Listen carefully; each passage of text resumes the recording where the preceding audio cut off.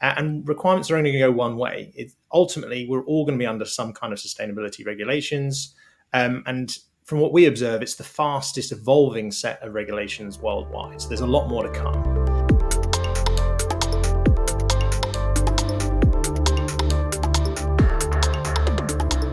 And on that point of worldwide, there is also significant regional variance. We've talked a lot about carbon here in Europe, but in other parts of the world, regulation might be more focused towards water or deforestation or many other topics.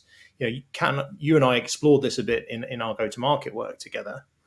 Frankly, when we talk about regulation, it can feel overwhelming. When we work with customers, we encourage them to start by looking at sort of the widest definition of sustainability, often through the lens of the UN's 17 Sustainable Development Goals. But that might mean you might be talking about equality, you might be talking about life in our oceans, you might be talking about responsible production and consumption.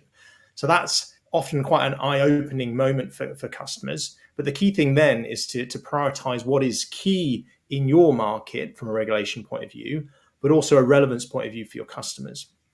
And then you've got to go about building some confidence and some capability to know how to measure and reduce these impacts.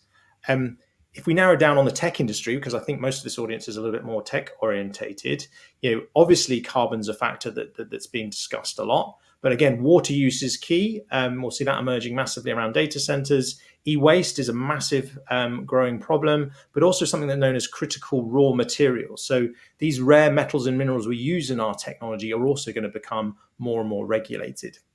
If we zoom back out for a second, regulation starts with measurement. Okay, most of the regulation we see at the moment is just about measuring impacts. But that isn't the end goal. The end goal has to be reduction. And really, that means that governments are going to put in taxation. It really is the only other lever governments have to proportionately encourage reduction.